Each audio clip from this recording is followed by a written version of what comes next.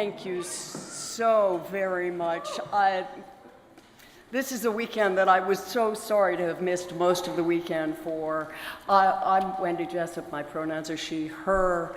I am honored and grateful to be a member of the Board of Trustees of this congregation that cares for each other and takes care of each other and fills in and takes care and does things for the world to expand our love and care. Welcome to the Unitarian Universalist Church of Arlington. We are a community that welcomes you from wherever and whoever you are, whether you've got disabilities seen and unseen, differences seen and unseen, differences in your sexual orientation, gender identity. Welcome here. We've had a big weekend. It's been a great weekend, and as I said, I am so sorry to have missed most of it, but I'm glad to be here today. There's been a lot of music. We've filled our spaces with music, and it continues. Tomorrow, we've got a day of service in honor of the Reverend Dr. Martin Luther King Jr. Please plan on joining us tomorrow from 10 to noon. We will have discussions, facilitated discussions, compassionate congregations, and we'll have opportunities to talk about how we can continue to be of service in the world. Also, please do not miss the wonderful exhibit that is in our Reeb Center, just out and to the left. So welcome, both online and in the service, and we will see you later. Thank you, Wendy. Wendy, thank you so much for that welcome, and I hope you continue on the repair, on the mend. I know many of us are taking care of ourselves this season and masking when we need to and resting when we need to and all of that. And I sure am glad that all of you are here today and well enough to be so. I'm Reverend Amanda Poppei. My pronouns are she, her, and I'm honored to serve as senior minister here at UUCA. I serve alongside my colleague, the Reverend Carol Thomas Cissel, who is our Minister of Social Justice and Community Development. And we get the privilege and luck of serving with a whole amazing team of folks, staff members, both those that you see up front, I can't see him, but that you see up front on Sunday, as David Mann, our director of music, is leading our choir with support from the band today, and those that make all of the magic happen behind the scenes. And the same is true for our volunteers, our tech volunteers, and our teachers, and our childcare providers, and our cup washers. And the same is true for all of you, because it is your presence here in this moment that creates worship. Without you, there is no us. So I am grateful to be together today. If you are watching online, I hope that you'll say hello in the chat. Let people know you're there, that you are connected, even if you're not in the same space. And if you are here in person, I invite you, as you are comfortable, to turn toward each other, to say hello, to share a wave, especially someone that you didn't come in with.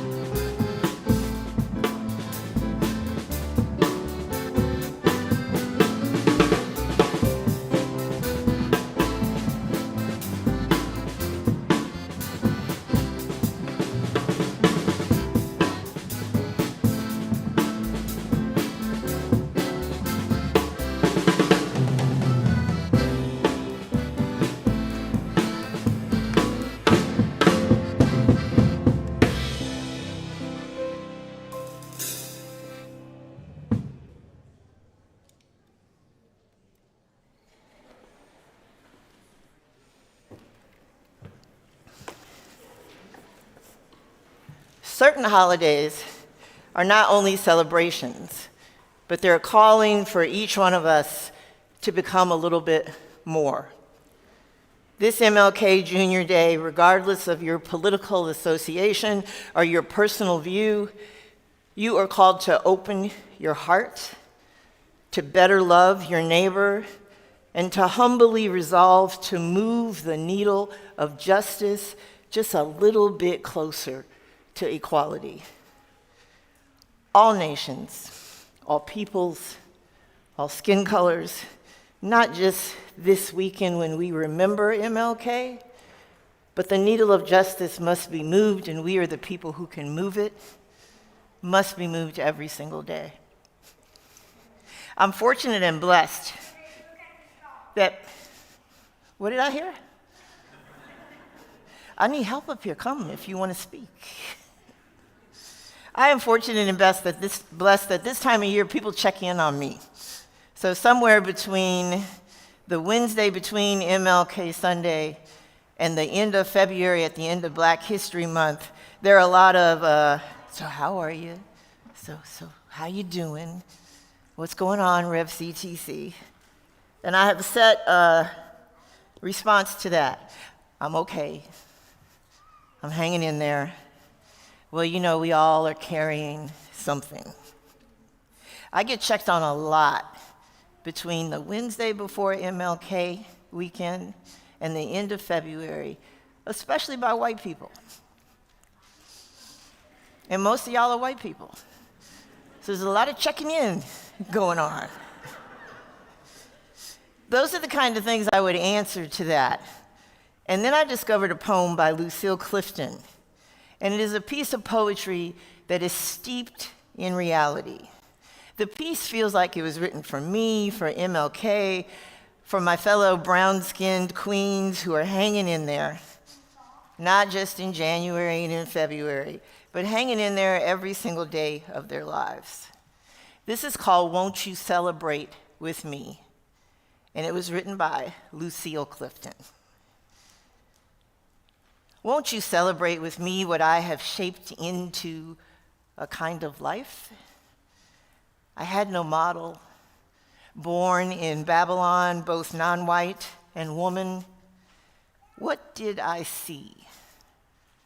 To be myself. I made it up. Here on this bridge between starshine and clay, my one hand holding tight to the other.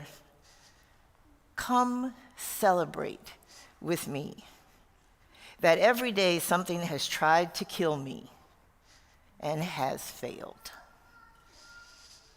We are living in times where people are trying to erase, to eradicate, and kill black, brown, khaki, mocha, cinnamon, tan-skinned people. We are living in times of erasure. Friends, together, we have to stem the tide of erasure and then stop it completely. Because what is happening today will multiply into tomorrow and into the next day and the next day and the next day. And this is a call to action and a call to worship this morning, that every single one of you who checks in on me at the beginning of the year because I'm pretty brown, that you are checking in on yourselves and the other people in your life, and you are putting the effort into stemming the tide. Into stemming the tide. So come into UUCA, think about Dr. King, have some fun with the music, and let me and Rev. Amanda, my partner in crime, lead you in worship this morning.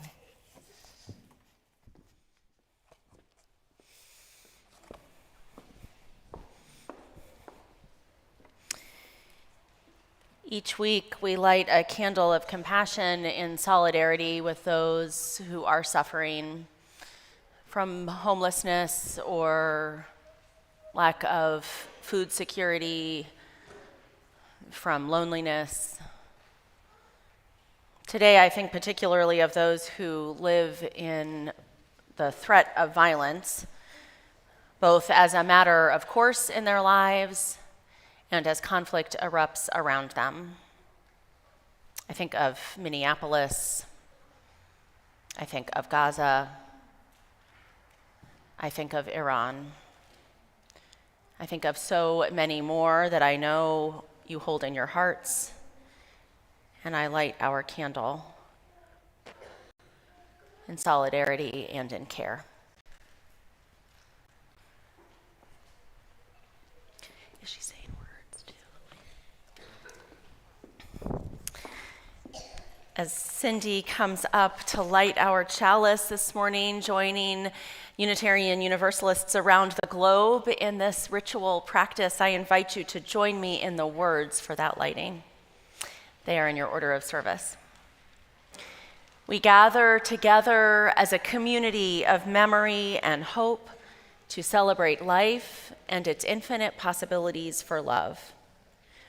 We light this chalice as a symbol of the light within every human heart.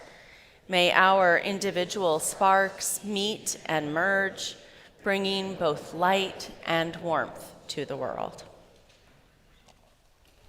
Thank you.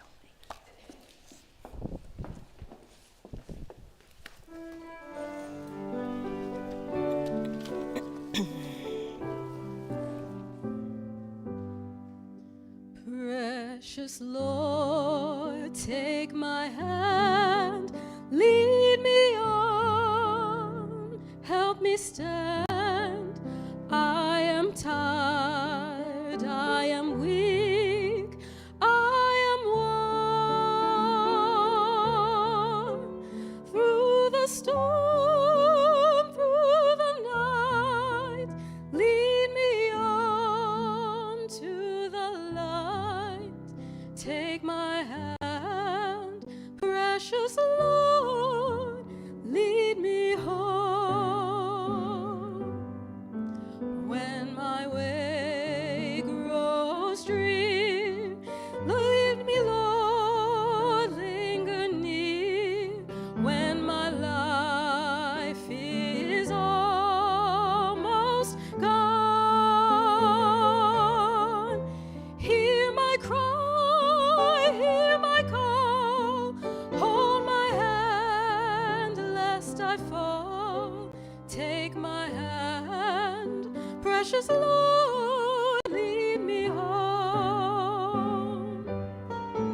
When the darkness appears and the night draws near and the day is past and gone, at the river I stand, guide my feet, hold my hand, take my hand, precious Lord, lead me home. Take my hand, precious Lord, lead me home.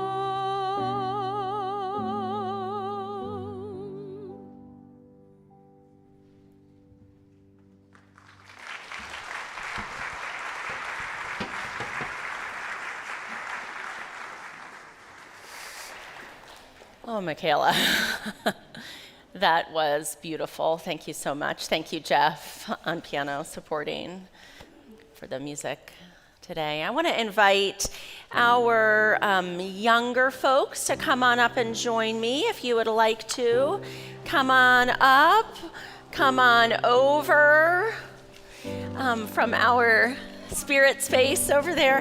Come on and sit down. We're going to tell a story and then talk a little bit, I think, today. And, let's see. I wonder if someone would help me by holding the book. Here you are. Okay, great. And can you help me turn the pages when we get there? Okay. Actually, let's start with the book cover. Thank you so much. All right. Hey, y'all.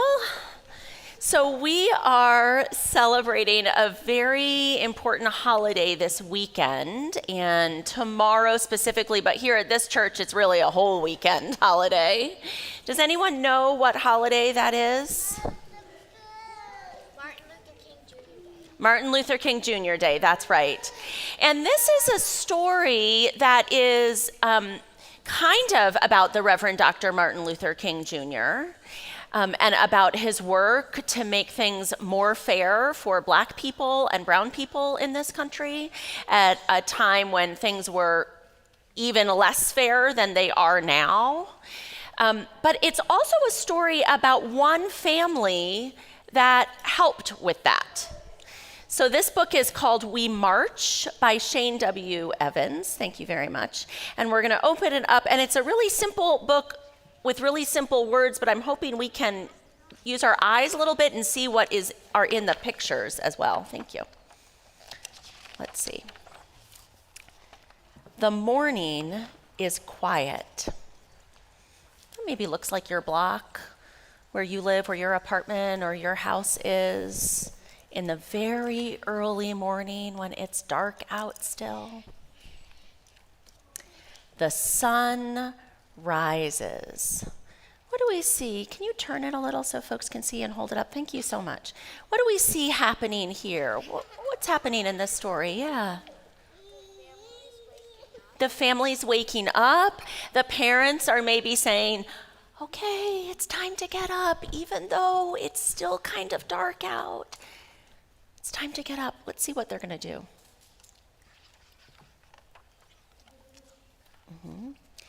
And we prepare. What are they doing to get ready here? Who can see? Yeah. Tying their shoes, that's right. Dad's helping to tie shoes. They're getting their clothes on. They must be going somewhere important. We prepare to march. Here we can see they're gathering. And where are they heading to? What's that building right there? Does someone know? What is it? It's a church, that's right. It doesn't look quite like this church, but it's a church just like this one, yeah. We pray for strength. Here's the minister maybe praying, and all the people are starting to gather, yeah. We work together. Now, what is happening? Hold this up for me so folks can see. What's happening in this photograph? What are they working together on with their church family and with their own family? Anybody have an idea what they're making here? We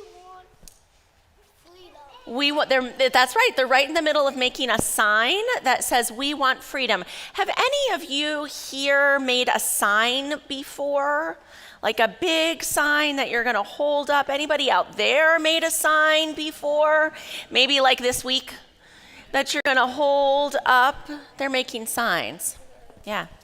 We came from all over to march. Where do you think they're marching to? Does this look familiar to anybody? You see a landmark? What do you see? What's this right here? Do you remember? Yeah. Is that it? Yeah, you got it? The Washington Monument. You got it. That's right. They're coming. This family is coming from wherever they're coming, but people are coming from all over the country to march. All those families. We follow our leaders. Let's hold that up because I wonder if someone recognizes one of the leaders in here. Yeah. Who do we recognize here? Martin Luther King Jr. That's right, there he is. And he's with all other leaders. They're all working together with lots of different signs, right? Marching together, thank you. We walk together. Here they are marching with different people, rolling in a wheelchair. You got it, yep, thank you. We sing. Have you ever sung along with other people? That's a yes from everybody because we do it in church here, right? Yeah. We sing. We are hot and tired, but we are filled with hope. There's that Washington Monument again. That's where they're gathered, yeah. We lean on each other. Can you tilt it for me so they can see? Thank you. As we march to justice, to freedom, to our dreams. Thank you. This family was going to a march in 1963. That's a long time ago, the March on Washington for Jobs and Freedom. And families and people from all over the country went, especially Black people who were working together to try to make things more fair for them so that they could have more equality in this country. And they were joined by people with all different skin colors, too, as part of the civil rights movement. And a lot of things got better, and there are a lot of things that still need to get better today. And so when I read stories like this about families that did that kind of work a long time ago, that marched and were together and made signs and showed up, I think about what is it that my family can do now, that each one of you can do now for the things that need to get better now. Because we still have a lot of work to do together, and it takes all of us. Thank you all for telling me what you all know and helping us remember together. And I am grateful for what you will continue learning. Our fifth graders and up are staying with us in service today. Our fourth graders and younger, we invite to go out to your classes, to join your teachers. We will sing you on your way. Let's make that arch with our hands that we've been trying. So if you're on the edge of a aisle, make an arch for our kiddos as they head out. Let's sing on our way.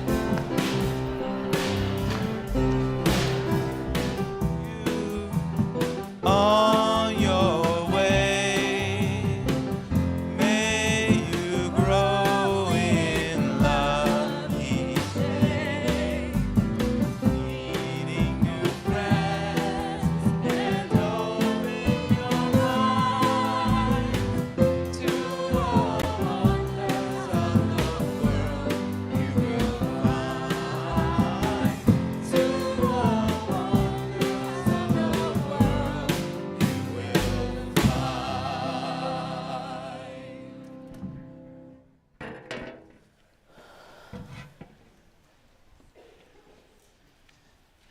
Y'all are learning to arch it up. I love that, the idea of our hands together as the children leave the service.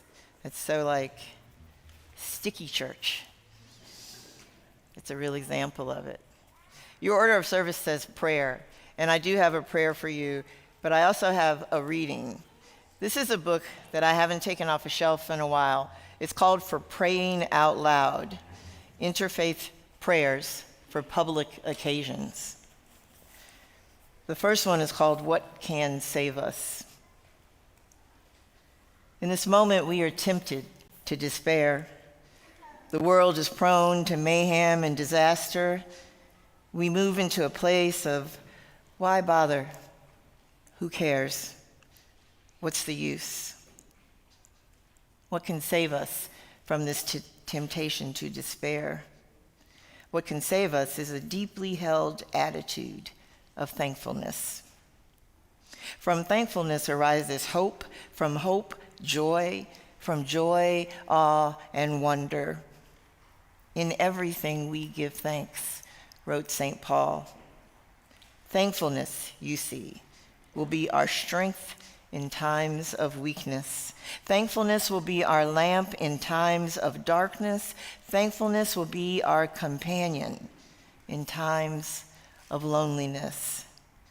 Let us have gratitude for the gifts of love and life. Let us have appreciation for the presence of one and other.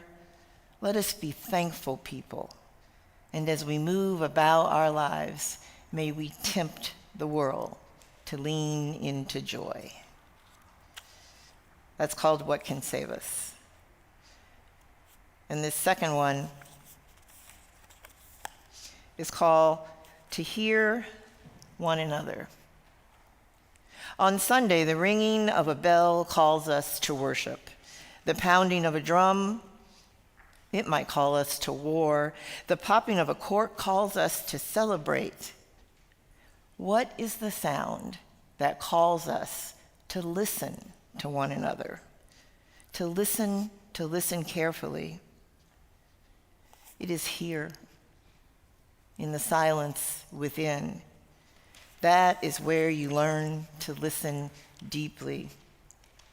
The beating of our hearts calls us to ourselves, calls us to be our truest selves, calls us to be our best selves, calls us to move into what we might become. Listen. Listen. There is another sound, the breath. The breath of our neighbor calls us outside of ourselves, calls us to be companions, calls us to be allies, calls us to be partners. Listen. We must heed the call of our own hearts, where love and truth and caring and justice are born. Listen. We must heed the call of others and gather together for some great purpose, where passion and fidelity, compassion and equity are stored and nourished. Listen. The hammering silence within calls us so we can do the work together that we cannot do alone. Let us heed these calls that come in the silence, that arrive in the breath, that lead us to be well enough to move into the world and do the good work that must be done. Listen. Those were the words of Annie Foster.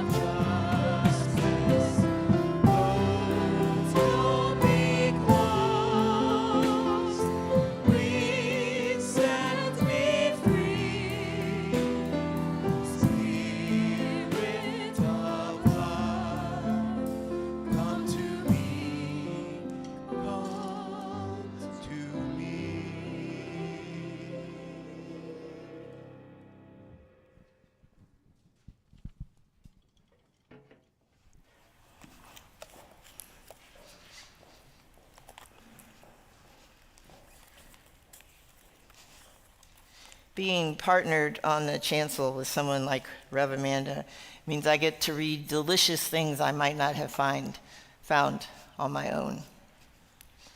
Today's first reading presents a clear challenge. Step into anti-racist behavior with intention and with purpose. Ibram Kendi speaks directly to each one of you, urging you to move beyond a passive stance. I'm not racist. and instead adopt an active commitment to being anti-racist. I'm not racist. I am anti-racist. In this reading, he emphasizes that it is essential to choose anti-racist actions as we live every single day. This is an excerpt of a speech delivered by him at UC Berkeley on September 12, 2019. Racist or anti-racist? Ironically, Americans who self-identify as not racist, whether they're conservatives, moderates, liberals, radicals, or progressives, they don't realize that we are connecting ourselves to a history of slave traders who self-identified as not racist, although they didn't use that term. We're connecting ourselves to enslavers who said, yes, when we say black people should be enslaved, when we say slavery is a positive good, when we say slavery is a necessary evil, when we say that black people are the cursed descendants of Ham, those are not racist ideas. Those are God's law. That's science's law. That's nature. That's logic. We don't realize we're connecting to Jim Crow segregationists who said, I'm not racist. It's separate but equal down here. You can't tell it's separate but equal? We're following the law. We're not racist.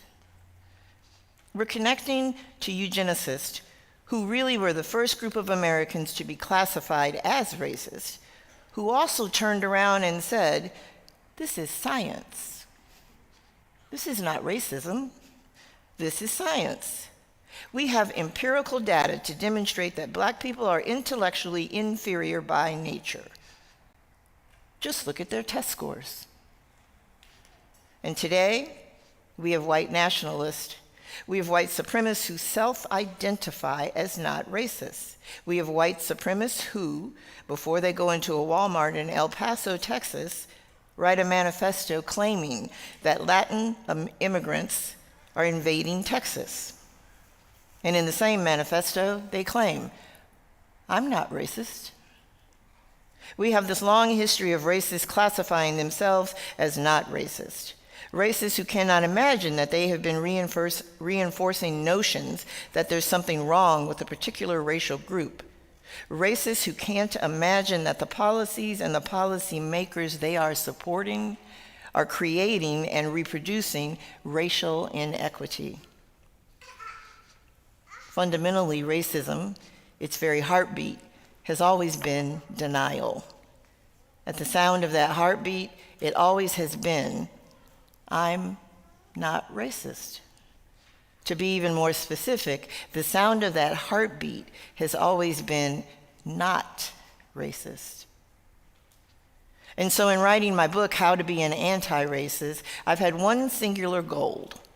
If I could somehow shape the world, what I would hope would come out of this book is that we would eradicate the term not racist from the American vocabulary. And then it would force people to recognize that they're either what? Racist or anti-racist. It would force Americans to recognize that all policies are either racist or anti-racist, that all ideas are either racist or anti-racist. Then we can truly have an accounting of ourselves, of our ideas, of our policies, of our country. Because at some point, we're going to have to stop denying that we have when you have cancer.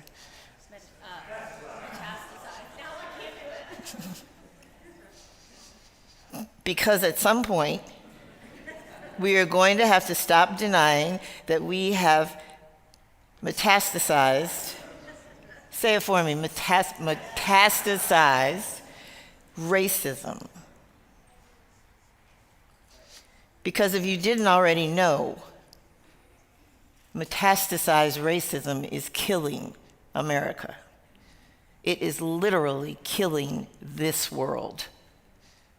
The three lethal weapons that are threatening American existence, human existence, our place on this planet, are, of course, nuclear war, climate change, and bigotry. An excerpt from the speech, Racist or Anti-Racist, by Ibram Kendi. Metastasize. Praise in body or spirit, and join us in singing the hymn, There is a Balm in Gilead. The words are in your order of service.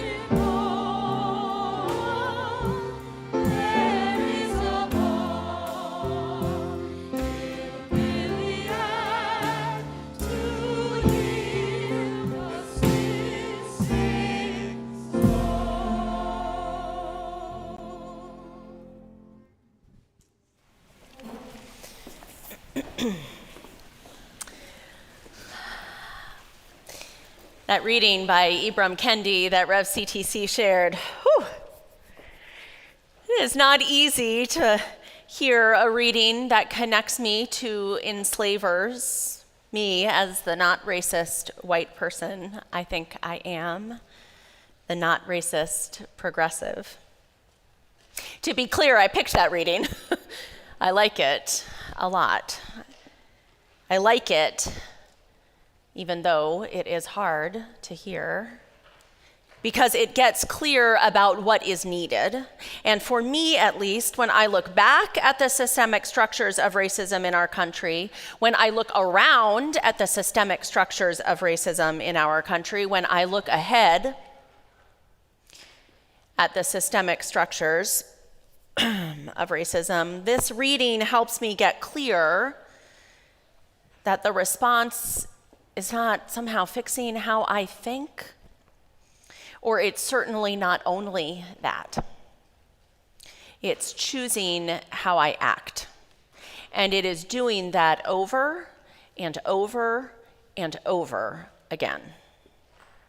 Each choice, a choice to be racist or anti-racist, to act in a way that is racist or anti-racist. Kendi offers us no in-between. It brings to mind for me the Reverend Dr. Martin Luther King Jr.'s letter from a Birmingham jail. There is a passage I will share with you, a passage that I imagine and hope you are familiar with. Dr. King is writing to his fellow clergy people, and in particular to the white clergy people that have not shown up. I must confess that over the past few years, I have been gravely disappointed with the white moderate. I have almost reached the regrettable conclusion that the Negro's great stumbling block in his stride toward freedom is not the white citizen's counselor or the Ku Klux Klanner, but the white moderate, who is more devoted to order than to justice, who prefers a negative peace, which is the absence of tension, to a positive peace, which is the presence of justice, who constantly says, I agree with you in the goal you seek, but I cannot agree with your methods of direct action, who paternalistically believes he can set the timetable for another man's freedom, who lives by a mythical concept of time, and who constantly advises the Negro to wait for a more convenient season. Shallow understanding from people of goodwill is more frustrating than absolute misunderstanding from people of ill will. Lukewarm acceptance is much more bewildering than outright rejection. End quote. I can imagine, as I read those words, I can imagine them as a version of the same thing, the same clear choice.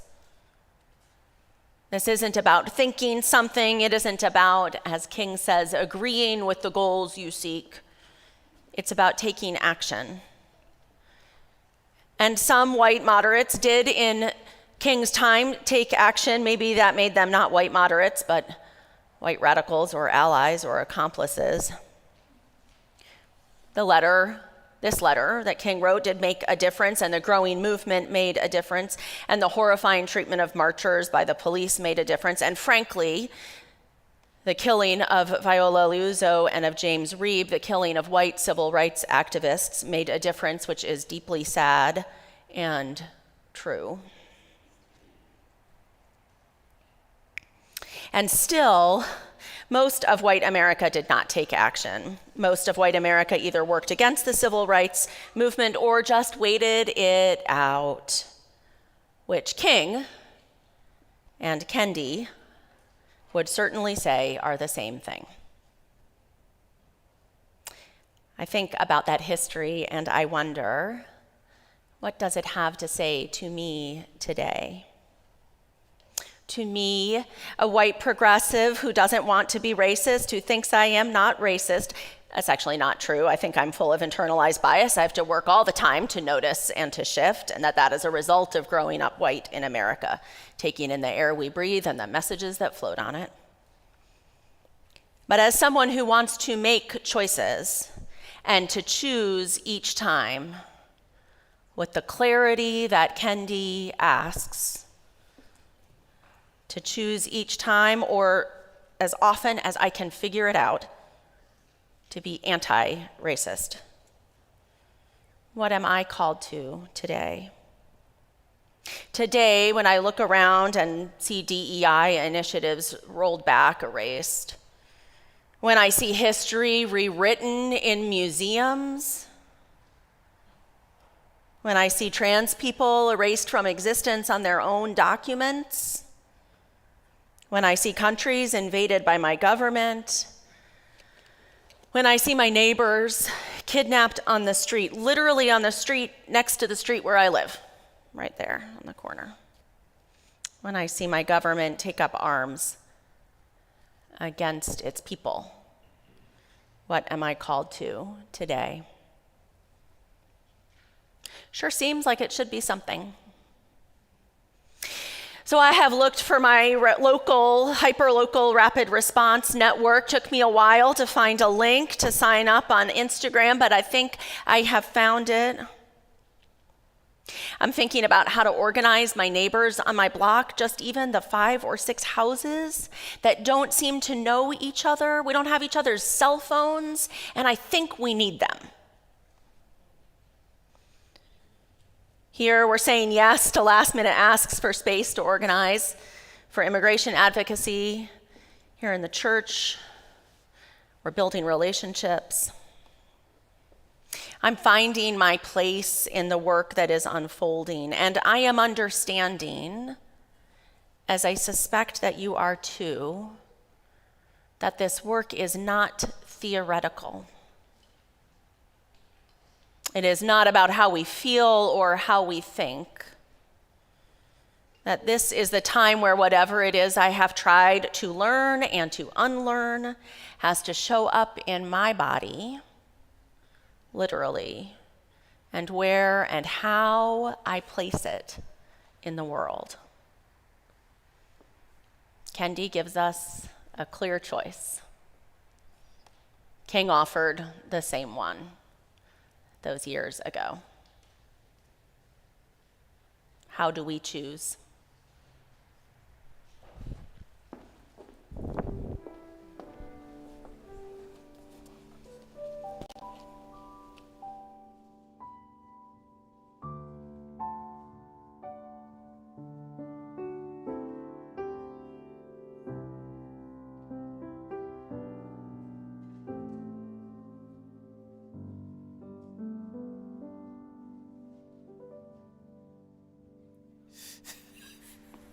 Is that what I'm supposed to do? Every now and then, me and Amanda have a little conversation on the side up here on the chancel. And she sat down and I said, what am I supposed to do now? And she said, what you've done all weekend, ask them to give you some money.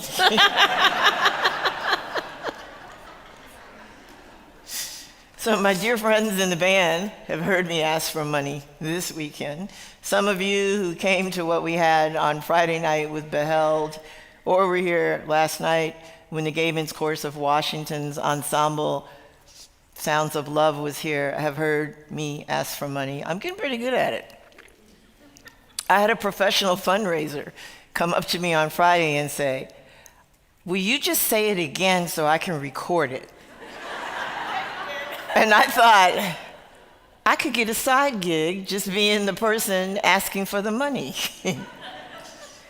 So while I am rambling and telling you about what I'm about to do, you're supposed to be opening your pockets and your wallets and your change purses, and you at home are supposed to be looking for the donate button on the website, www.uucava.org, so you can give us your money. In particular, the money that you give on Sundays goes to organizations in this community that live the values of UUCA. This month, we are splitting the money between two organizations.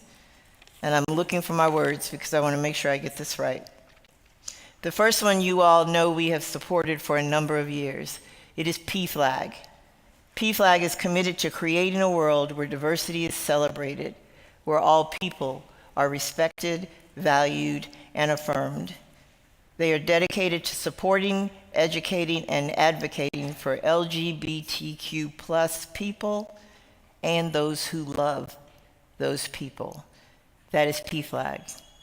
The second organization is FACS, Faith Alliance for Climate Solutions. This is a new one. This is the first year that we have done Share the Plate with facts. They unite people of faith. They are friends who share our values. They work to develop local solutions to the climate crisis. They respond to the climate crisis in a very hands-on way and invite organizations of faith to join them in that response. 70% of what you all put into the plate on a Sunday, or what you hit the donate button for during offering time, 70% of that goes to these organizations. 30% comes back to the congregation so we can continue to do the work that we do. Please give as generously as possible. We will take cash. You can take a check out and write on the memo line, share the plate. You can hit the donate button online and say share the plate. Give as generously as possible and support the organizations that help UUCA continue to live our values. Will the ushers please collect an offering?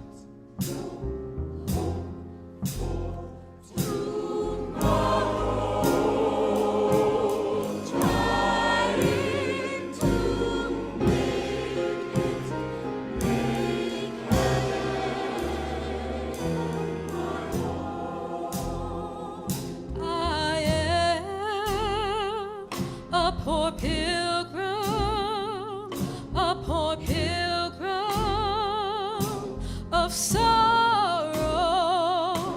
I'm left in this old wide world, this old wide world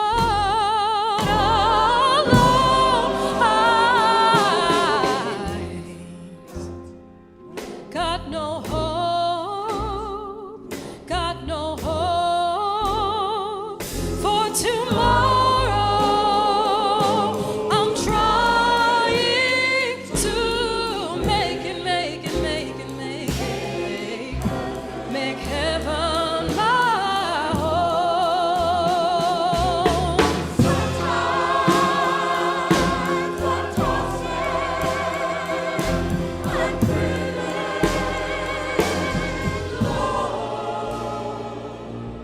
Sometimes I just don't know which way to turn. Oh, I heard of a city called heaven. I'm trying to make it, make heaven my home.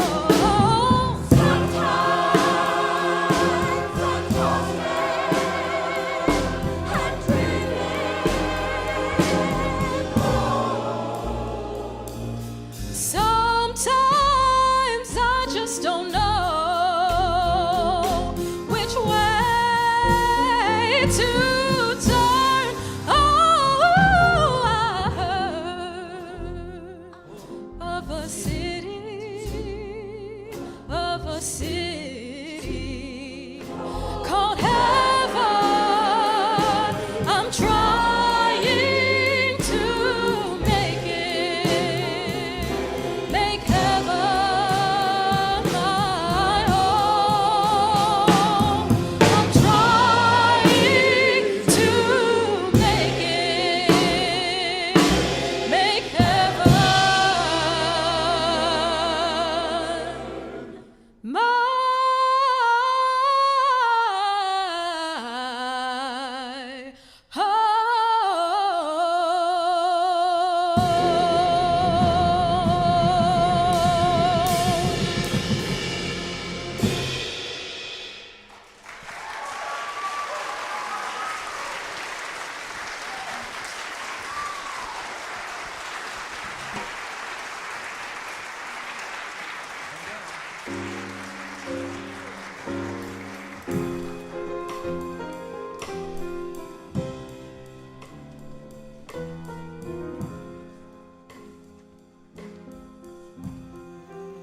Okay, choir.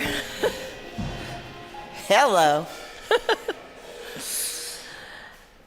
I invite you, as the ushers bring forward the collection you have offered, to join me in the blessing for those gifts.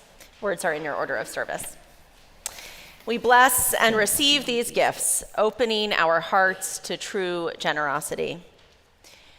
Let us be grateful when we give, be it time, talent, or treasure. Let us be grateful for our needs and the experience of vulnerability. Let us be grateful for those who share their gifts to nurture this congregation.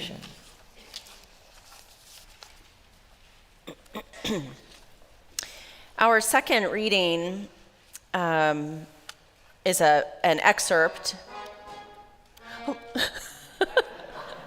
That's great. Let's hear it for the band.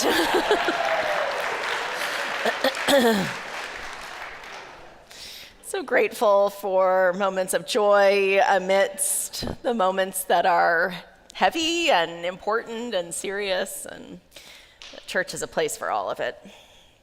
This is an excerpt from a piece by Dr. King, a sermon that he gave called Shattered Dreams.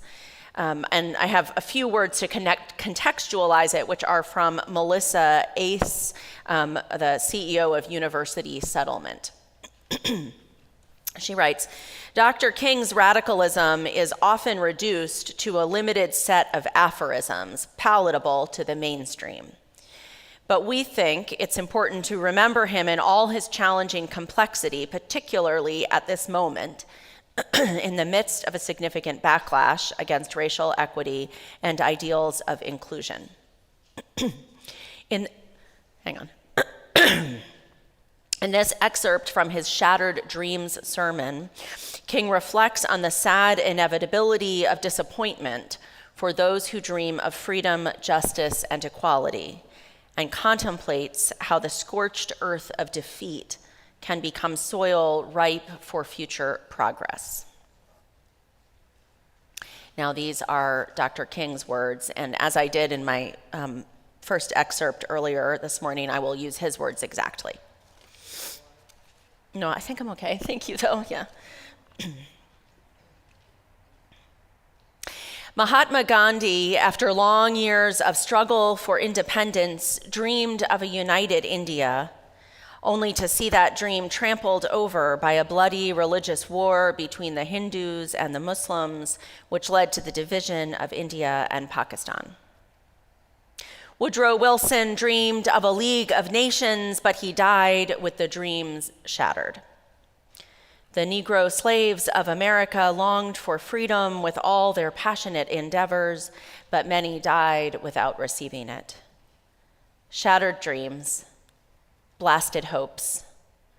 This is life. What does one do under such circumstances? This is a central question, for we must determine how to live in a world where our highest hopes are not fulfilled. It is quite possible for one to seek to deal with this problem by distilling all his frustrations into a core of bitterness and resentment of spirit. The persons who follow this path develop a hardness of attitude and a coldness of heart. They develop a bitter hatred for life itself. In fact, hate becomes the dominant force in their lives. The terrible thing about this approach is that it poisons the soul and scars the personality. It does more harm to the person who harbors it than to anyone else.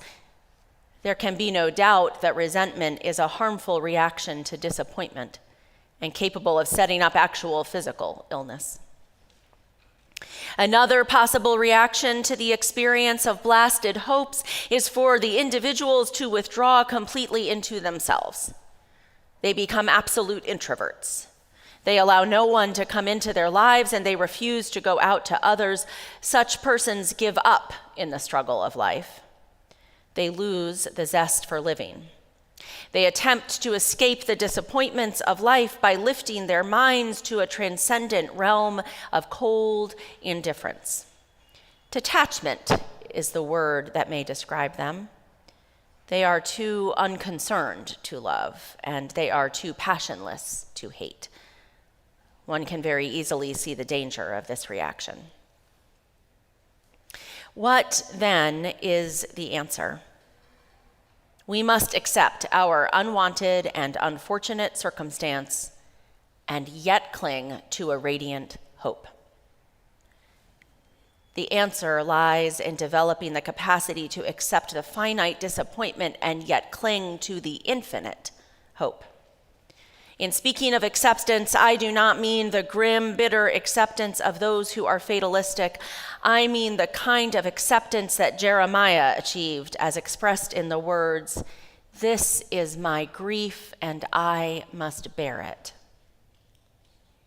This means sitting down and honestly confronting your shattered dream. Don't follow the escapist method of trying to put it out of your mind. This will lead to repression, which is always psychologically injurious. Place it at the forefront of your mind and stare daringly at it. Then ask yourself, how can I transform this liability into an asset? The words of the Reverend Dr. Martin Luther King, Jr.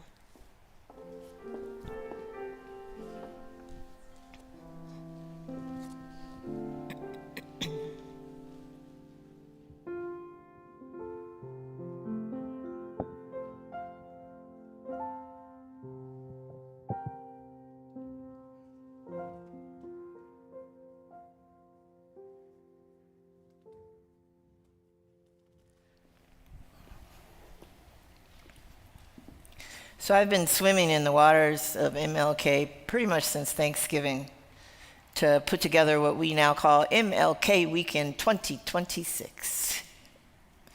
It has been a roaring success because you all agreed to participate in it. We had, I got ink on my hand.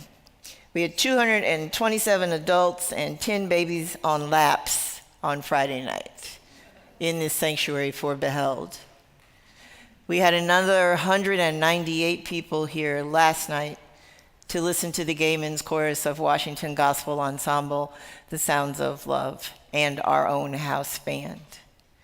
We are in overflow seats this morning into Fellowship Hall.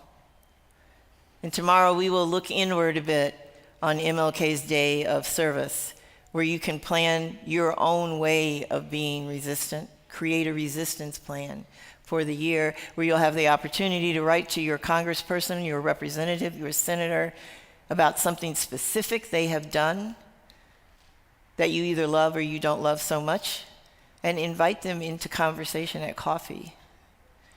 I took the time to call a few representatives and ask them, if one of your constituents said, come and have coffee with me to talk about XYZ, would you do it? Every single one of them said yes. How many of you ever write or call your representative? Put your hands down. How many of you ask them to meet with you?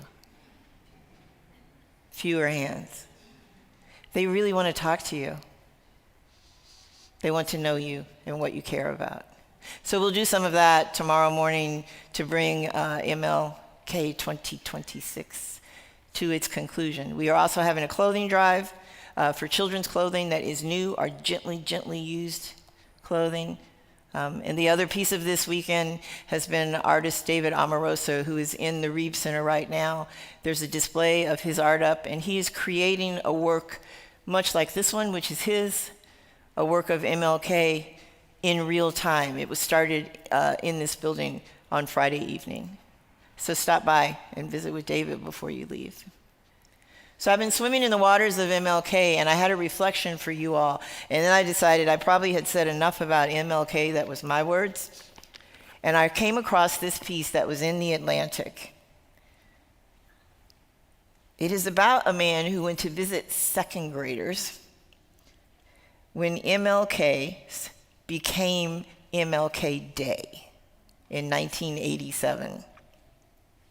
When MLK Junior Day was new, second graders in Lower Manhattan tried to explain to me the civil rights leader's legacy. It was written by Jonathan Schell. It is enlightening. The holiday celebrating the birthday of Martin Luther King Jr. is settling gradually into American life.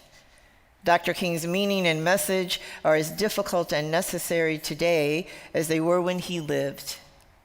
He took the most important steps since the Civil War to right the worst wrong in American life, slavery.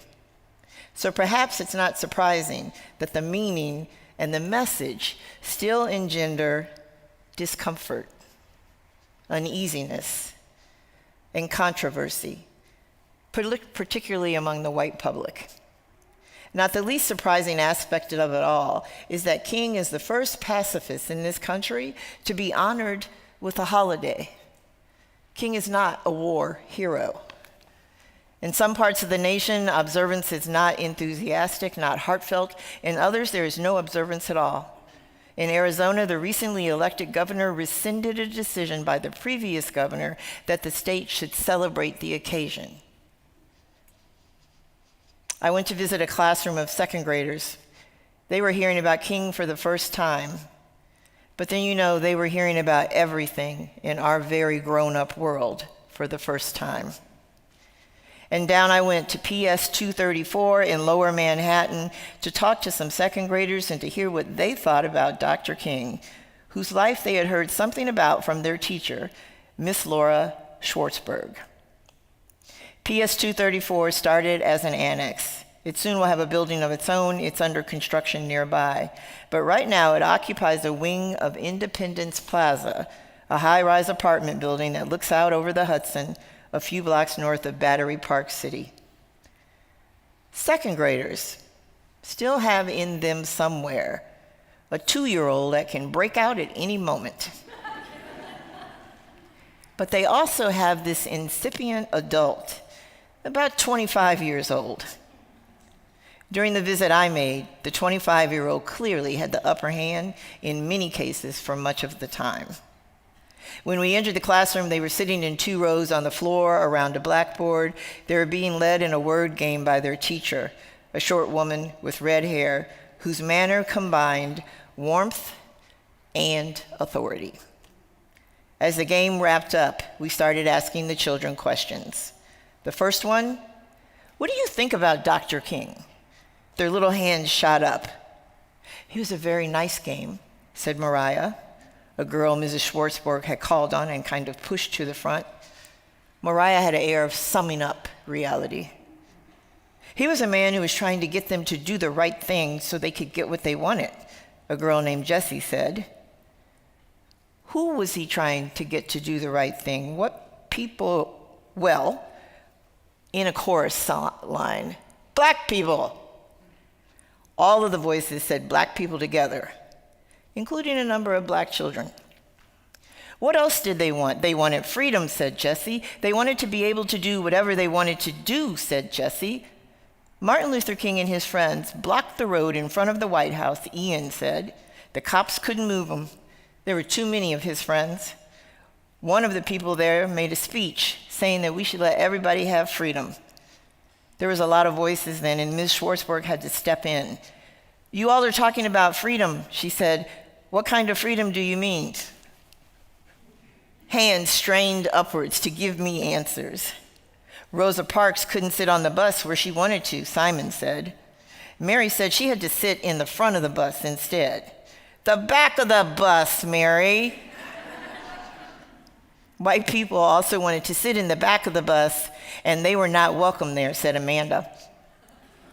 You know what, Reggie said. White people made more money. They went to college more. They learned more. Martin Luther King Jr. was assassinated, is what we learned. White people went to one bathroom and black people went to another bathroom, said Seth. I wonder why. That seems to be a waste of pipes. Everything was separate, Matthew said. They couldn't go to the same bathrooms or movie theaters. They had a big water fountain for whites and a little tiny water fountain for blacks. It was never black and white together, said Matthew. A division was occurring in the class. In the front row, some of the more eager talkers were raising their hands so high and stretching them so far forward towards us that they had to inch forward on their knees to keep from falling over. The front row was getting closer and closer to us. But in the back row, there was a lot of wriggling and there were some side conversations that started breaking out. You've never been on a bus. You don't know what that is. What do you mean the back of the bus? White people could drink water. Black people drink water too. No, they couldn't, not together. All right, Ms. Schwartzberg announced. Now, 1, 2, 3. By the time she reached 3, all the wiggling and chattering had ended. We asked the children one last question, what they liked best about Dr. King. He didn't fight with fists. He fought with words and stuff, Ian said. Dylan actually stood up. If he wasn't around, all the rules might have stayed the same. Christine said quietly, he was very, very kind.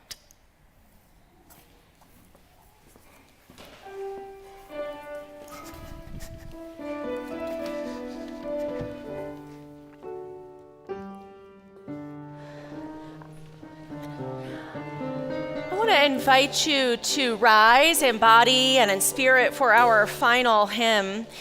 This hymn is in our hymnal, and it is titled Lift Every Voice and Sing. You can read about it in your insert, which talks about many of our readings and our hymns today on one of our monthly Mosaic Sundays. This hymn is often referred to not as a hymn, but as the Black National Anthem. And I invite you as we sing it and as we go into the week, if you do not know that history, to learn it, to sing it with the choice we all have in our hearts.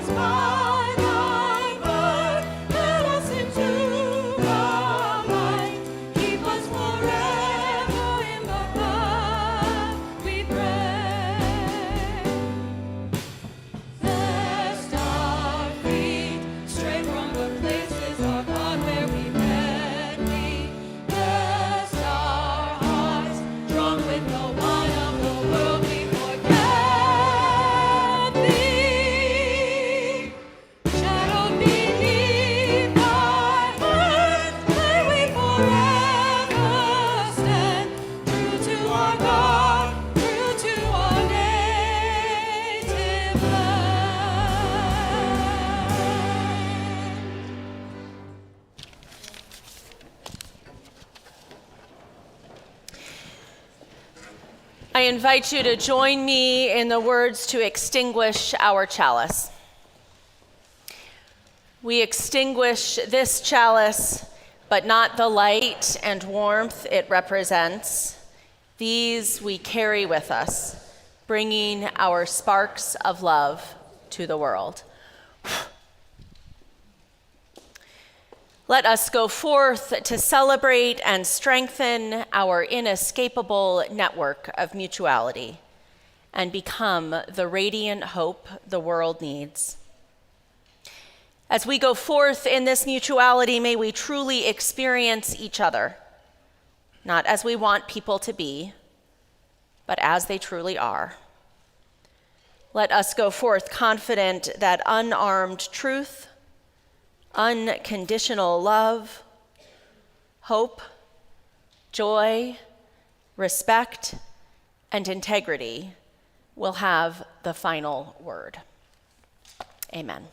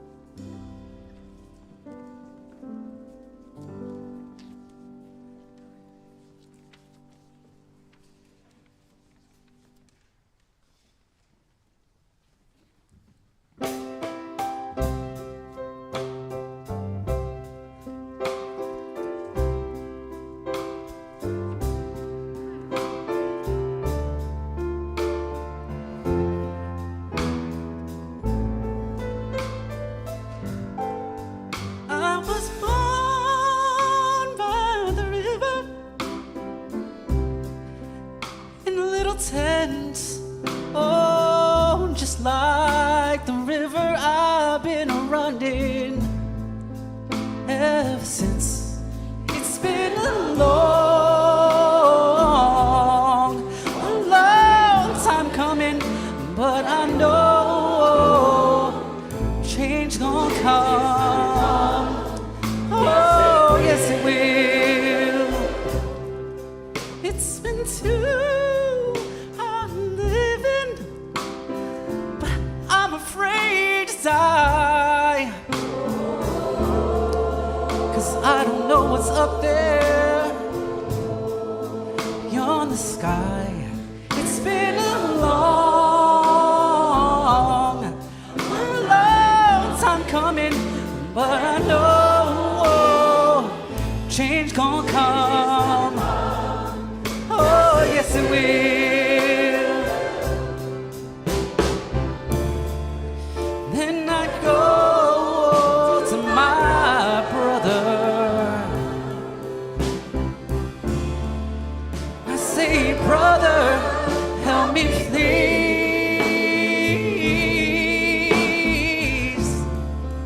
But he winds up knocking me back down on my knees. Oh, there've been times when I thought I couldn't last long. Now I think I'm able to carry on. It's been a long time coming, but I know change gon' come. Yes, it will. Change gon' come. Yes, it will.